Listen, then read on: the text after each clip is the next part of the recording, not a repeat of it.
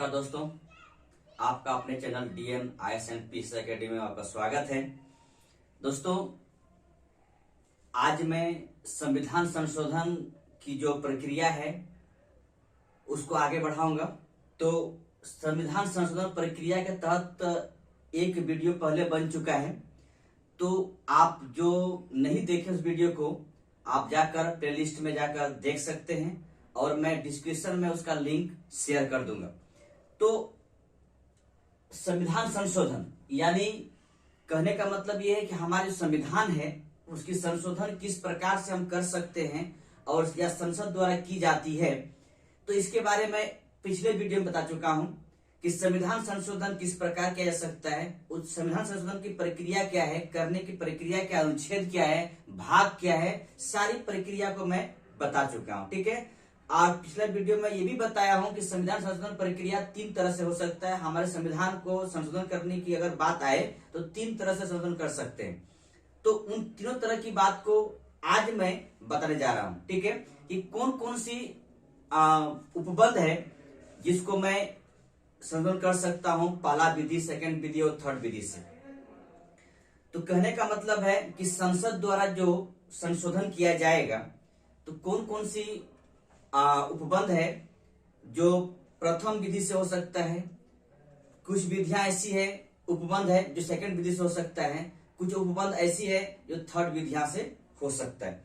तो यही बातें यहां पर मैं आज रखने जा रहा हूं। आप लोग वीडियो को देखेंगे और जानने की कोशिश करेंगे।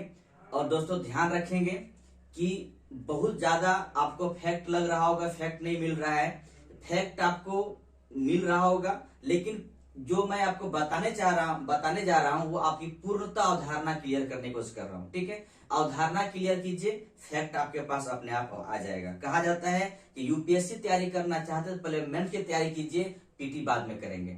मेंस के साथ में आपका पीटी भी हो जाएगा। ठीक है, लेकिन यहाँ पर गलतियां लोग क्या करते हैं कि पहले पीटी पढ़ेंगे बाद में मेंस पढ़ेंगे। इस चक्कर में क्या होता है, उसके ड्यूरेशन, जो तैयारी करने का ड्यूरेशन होता है वो लंबे खींच जाते हैं। तो अगर आप पहले मेंस करेंगे, मेंस की पढ़ाई करेंगे तो आपका पीटी हूबहू, या कहने का मतलब है अपने ऑटोमेटिक रूप से वो आपके पास आ जाएगा। चलिए हम आगे बढ़ते हैं। तो पहला प्रकार है जिस पहला प्रकार से संशोधन कर सकते संविधान का, वो है संसद के साधारण बहुमत द्वारा। यानी साधारण बहुमत द्वारा हम कोई भी विधेयक को, यानी कहने मतलब है कि इस बहुमत द्वारा, साधारण बहुमत द्वारा कुछ मेरे पास उपबंध है, कुछ मेरे पास ऐसी कहने का मतलब है प्रक्रिया है जिससे हम उसको हम आगे बढ़ा सकते हैं, संशोधन कर सकते हैं। तो संशोधन करने के लिए एक विधि दिया हुआ है, वो विधि है सिंपल मेजोरिटी, यानी साधारण बहुमत द्वारा। ठीक है, तो इसका तात्पर्य क्या है, साधारण बहुमत का तात्पर्य क्या है, ये आपने देखिए दोस्तों लिखा हुआ है, सदन में उपस्थित और मतदान करने वाले आधे से अधिक सदस्यों के बहुमत से है। कहने का मतलब ये है कि जितने लोग सदन में उपस्थित हैं, सपोज कीजिए सदन में 100 व्यक्ति उपस्थित होंगे, 100 व्यक्ति उपस्थित हैं, तो इसका आधा प्लस 1, यानी इतना आदमी अगर एक तरफ वोट कर दिया जाए, इतना सदस्य एक तरफ वोट कर दिया जाए, तो इसे हम साधारण बहुमत के रूप से जानते हैं।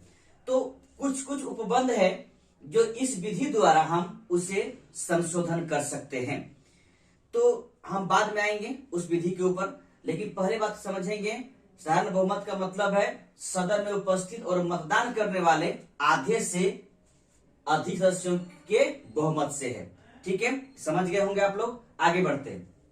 देखिए, ये सबसे सरल प्रक्रिया है, यानी किसी भी, कहने का मतलब है जितने भी संशोधन मेरे पास है, संविधान संशोधन, उसमें सबसे सरल विधि यही है। आगे आपको मैं बता चुका हूं पिछला वीडियो में, चाहे तो आप जाके देख सकते हैं उस वीडियो में। अनुच्छेद 368 यानी 368 के द्वारा जो संविधान संशोधन की बात करते हैं, वहां पर 2 ही बात करते हैं। इनके अनुसार, इस अनुच्छेद के अनुसार संविधान को हम 2 तरह से संशोधन कर सकते हैं, लेकिन व्यवहारिक तौर पर हम 3 तरह से करते हैं। ठीक है, तो आपको यहीं पर लिखा हुआ, इस बात को लिखा हुआ है कि आर्टिकल 368 के अनुसार संविधान संशोधन नहीं माना जाएगा। इस प्रकार का संशोधन को संविधान संशोधन नहीं माना जाएगा। इसलिए मैं पिछला वीडियो में बता चुका हूं, अगर आर्टिकल 368 के अनुसार आपसे पूछे कि संविधान संशोधन कितने प्रकार से होता है, तो आप बताएंगे 2 प्रकार से होता है। और अगर आप सिंपल रूप से आपसे पूछे कि संविधान संशोधन की प्रक्रिया क्या है, कितना प्रकार से संशोधन कर सकते हैं हम, तो 3 प्रकार से कर सकते हैं। अगर आर्टिकल जैसे पूछे, अनुच्छेद देकर पूछे तो 2 प्रकार से, और सिंपल ऐसे पूछ दे तो 3 प्रकार से। ठीक है, तो इस संशोधन को, इस प्रकार संशोधन को हम आर्टिकल 368 के अंदर में नहीं रखेंगे, इसके बाहर करेंगे। ठीक है, आगे चलते हैं। अब देखिए, इस आधार पर यानी सिंपल मेजोरिटी के आधार पर हम कुछ संशोधन कर सकते हैं संविधान में। वो क्या क्या कर सकते हैं, इसकी लिस्ट यहां पर दिया हुआ है। देखिए, पहला कहता है नए राज्यों के प्रवेश या गठन, अनुच्छेद 2। अनुच्छेद 2 के अनुसार हम नए राज्यों का प्रवेश कर सकते हैं और उसका गठन भी कर सकते हैं। कहने का मतलब है संसद द्वारा अनुच्छेद 2 के अनुसार नए राज्यों का प्रवेश या गठन कर सकते हैं। सिंपल मेजोरिटी के साथ में, साधारण बहुमत के साथ में हम संशोधन कर सकते हैं। ठीक है, आगे सेकंड है नए राज्यों के निर्माण या वर्तमान राज्यों के क्षेत्र, नाम या सीमा में परिवर्तन, अनुच्छेद 3। दोस्तों याद करेंगे कि कोई भी राज्य का जब अलग किया जाता है, एक राज्य को बांटा जाता है, उसमें राज्य सरकार का कुछ किसी पर कोई जिम्मेदारी नहीं होती है। सब कुछ संसद करते हैं। राज्य सरकार को सिर्फ एक नोटिस आता है कि मैं आपका राज्य को बांटने जा रहा हूं, और अगर राज्य सरकार सहमत हो तो भी ठीक है, ना सहमत हो तो पर भी ठीक है, राज्य बढ़ जाएगा। हालांकि कि अलग करना किसी राज्य को तो अलग कर देंगे। ठीक है, तो यहाँ पर अलग करने की जो प्रक्रिया है वो सिंपल तरीका है कि संसद में बैठे व्यक्तियों का, कहने का मतलब संसद सदस्य सिंपल मेजोरिटी से, साधारण बहुमत से वो पास कर देंगे और अलग हो जाएगा राज्य। ठीक है, तो यहाँ पर राज्य गठन की बात कर रहा है। सेकंड कह रहा है राज्यों के निर्माण या वर्तमान राज्यों के क्षेत्र या नाम या सीमा में परिवर्तन, इस तरह कुछ भी बात करना हो तो सिंपल मेजोरिटी के साथ में, साधारण बहुमत के साथ में संविधान संशोधन किया जा सकता है अनुच्छेद 3 के अनुसार। ठीक है, आगे चलते हैं। आगे तीसरा में है राज्यों में विधान परिषद का सृजन या समापन। कहने का मतलब अनुच्छेद 169 यानी 169 के अनुसार ये कहता है कि अगर जिस राज्य विधान परिषद नहीं है, उस राज्य विधान परिषद का गठन कर सकते हैं, और जिस राज्य विधान परिषद है उस विधान परिषद समापन भी कर सकते हैं, साधारण बहुमत द्वारा किया जा सकता है। ठीक है, यानी कहने का मतलब है साधारण बहुमत संसद द्वारा राज्यों में विधान परिषद गठन और विधान परिषद का समाप्ति 169 आर्टिकल के तहत में हम कर सकते हैं, यानी संसद कर सकती। दूसरी बात है, अगला चौथा नंबर में लिखा हुआ है अनुसूची 2। दोस्तों आप लोगों को याद होगा, और नहीं तो मैं आप लोगों को स्पेशल एक दूसरा वीडियो में लेके आऊंगा जिसमें सिर्फ अनुसूची का होगा। 12 अनुसूची के बारे में मैं एक वीडियो बनाने जा रहा हूं। तो उस अनुसूची में कहने का मतलब है अनुसूची 2 में ये कहता है कि हमारे देश का यानी भारत का कुछ संवैधानिक पद पे बैठे व्यक्तियों का वेतन एवं भत्ता के बारे में है। संवैधानिक पद पे बैठे व्यक्तियों का वेतन और भत्ता के बारे में है। तो यहाँ पर इसी के बारे में कहा गया, अनुसूची 2 में जिनके वेतन भत्ता के बारे में दिया गया है, उनका वेतन और भत्ता में कोई परिवर्तन करना चाहे तो संसद साधारण विधि द्वारा, साधारण बहुमत द्वारा परिवर्तन कर सकते हैं। और यहाँ पर नाम लिखा हुआ है राष्ट्रपति, उपराष्ट्रपति, न्यायाधीशों के वेतन एवं भत्ते का अगर किसी प्रकार परिवर्तन करना चाहते हैं तो सिंपल मेजोरिटी के साथ में संसद द्वारा किया जा सकता है। नेक्स्ट है नागरिकता से संबंधित प्रावधान, अनुच्छेद 11। दोस्तों याद होगा कि अनुच्छेद 5 से 11 के बीच में नागरिकता संबंधी प्रावधान है। तो नागरिकता संबंधित जो भी प्रावधान है अनुच्छेद 11 के अनुसार, अगर उसको मुझे चेंज करना हो तो संसद साधारण बहुमत द्वारा उसे संशोधन कर सकते हैं और किया जाता भी है। और लास्ट में है छठा में अनुसूची 5 और अनुसूची 6। देखिए अनुसूची 5 और अनुसूची 6 में क्या दिया हुआ है आपको पता होगा, SC ST और वो जनजाति क्षेत्र के बारे में दिया हुआ है। ठीक है, उन क्षेत्रों का प्रशासन या SC ST क्षेत्रों का जनजातियों के बारे में प्रशासन की बात अगर आए तो या फिर उसे कुछ चेंज करना हो तो संसद द्वारा साधारण बहुमत से हम चेंज कर सकते हैं और हम दूसरा कुछ प्रावधान उसके बारे में कर सकते हैं। ठीक है, यानी संसद द्वारा किया जा सकता है। तो इन सब बातों को लेकर जितने भी प्रावधान दिया गया है इसको आप चाहे तो दोबारा देख लेंगे। ठीक है, इन सब प्रावधानों को अगर मुझे संशोधन करना हो तो सिंपल मेजोरिटी के साथ में संसद द्वारा उसे प्रावधान संशोधन कर सकते संविधान का और ये सब लागू हो सकता है। तो दोस्तों ये था आपका पहला प्रकार, इन संसद साधारण बहुमत द्वारा इन सब चीजों का, इन सब उपबंधों का परिवर्तन कर सकते, संशोधन कर सकते हैं। ठीक है, हम आगे चलते हैं। सेकेंड नंबर है दोस्तों संविधान संशोधन की पहली विधि के बाद दूसरी विधि की तरफ चलते हैं। यहाँ पर विधि का मतलब तात्पर्य यहाँ पर यह है कि हम संविधान संशोधन 3 तरह से कर सकते हैं, यानी संसद संशोधन 3 तरह से कर सकते हैं। 3 तरह में पहला विधि आपको बताया गया है कि साधारण बहुमत द्वारा हम संविधान संशोधन कर सकते हैं और दूसरा विधि यहाँ पर है संसद के विशेष बहुमत द्वारा, यानी संसद विशेष बहुमत द्वारा संविधान संशोधन कर सकती है।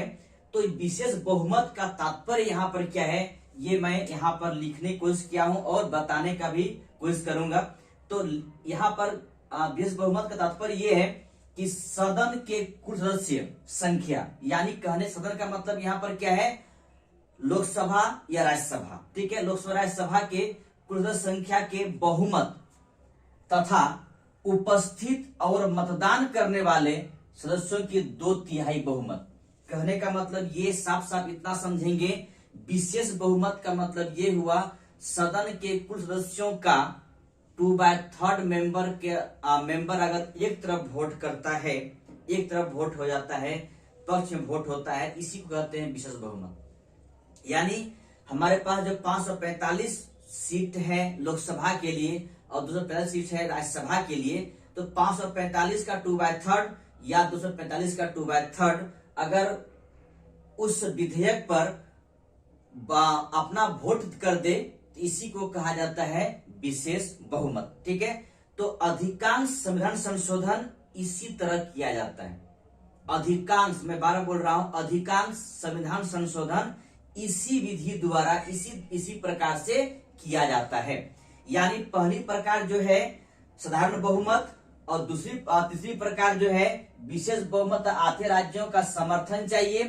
ये 2 विधि जो आपको मैं पहले ये विधि बता चुका हूं, आगे बताने जा रहा हूं इसके बारे में। इन दोनों विधि में जितना होता है उनको छोड़कर सारे संशोधन, कहने के मतलब सारे संविधान संशोधन इन्हीं विधि की तरह होता है, यानी सेकंड विधि की तरह, यानी विशेष बहुमत से हम संविधान संशोधन कर सकते हैं। आप साफ साफ इतना समझेंगे, अधिकांश जो संशोधन होती है वो विशेष बहुमत द्वारा ही किया जाता है। सदन का या संसद का विशेष बहुमत द्वारा हम संविधान का संशोधन करते हैं।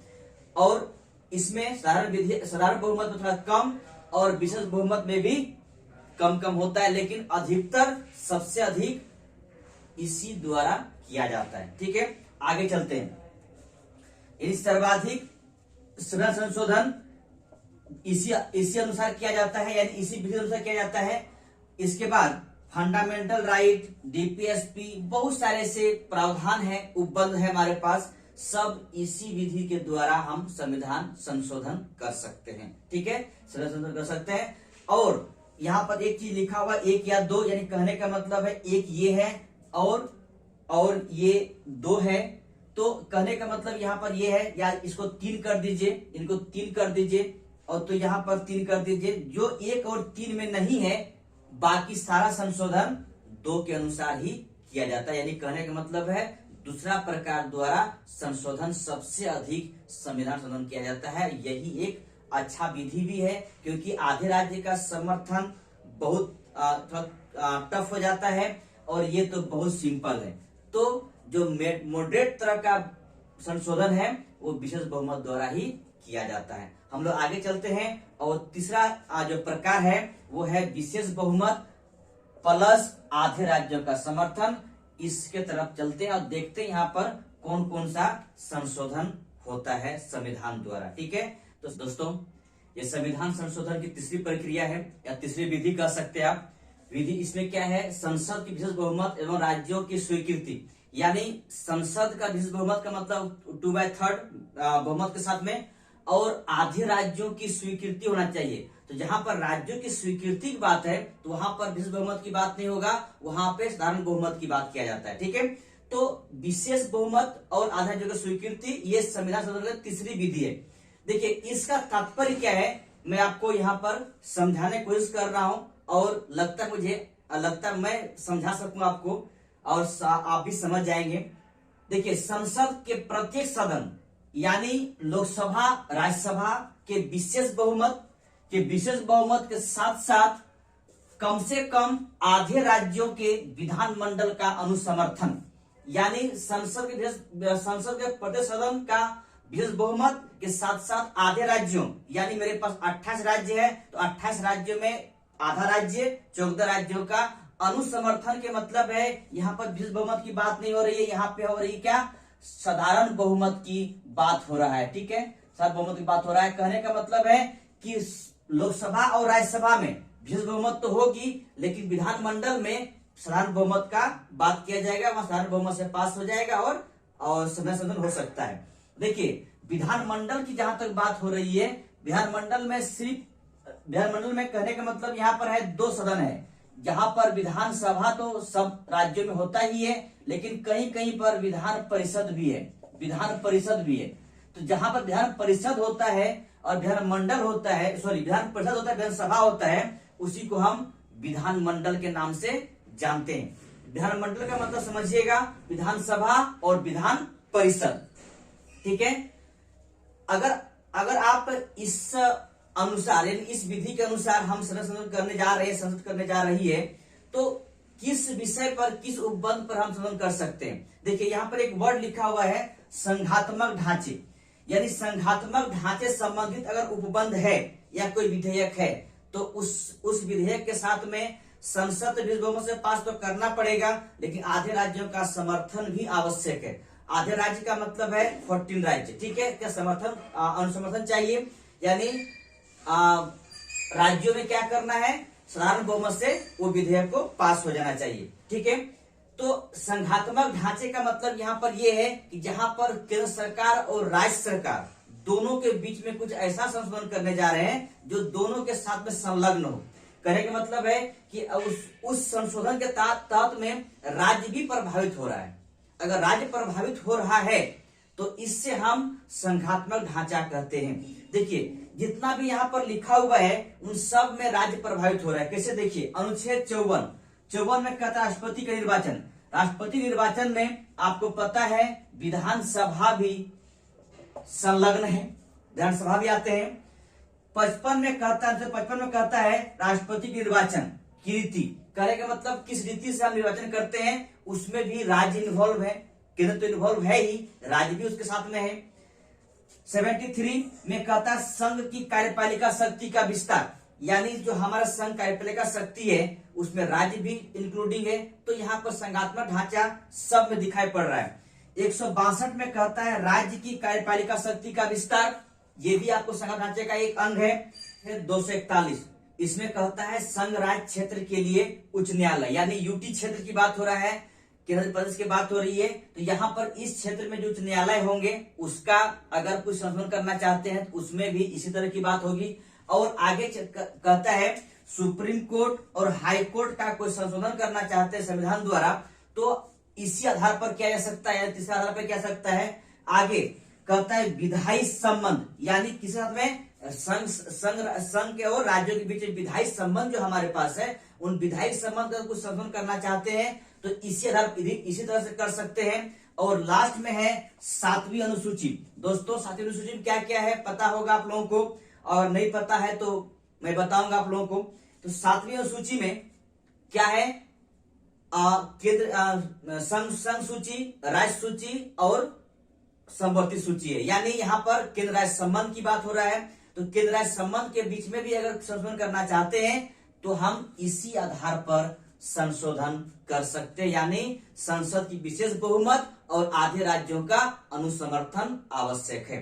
ध्यान, बार बार मैं बोल रहा हूं, संसद की विशेष बहुमत यानी यहाँ पर 2/3 मेजोरिटी पास करना पड़ेगा, और राज्यों के विधानसभा या विधानमंडल हो वहां पर साधारण बहुमत से पास कर देना होगा। ठीक है, और इस तरह का हम संशोधन, या हम कहते से हम का मतलब है संसद। ध्यान रखें दोस्तों, हम का मतलब है यानी संसद में जो बैठे व्यक्ति हैं वो जनता द्वारा उसे पहुंचाया गया है।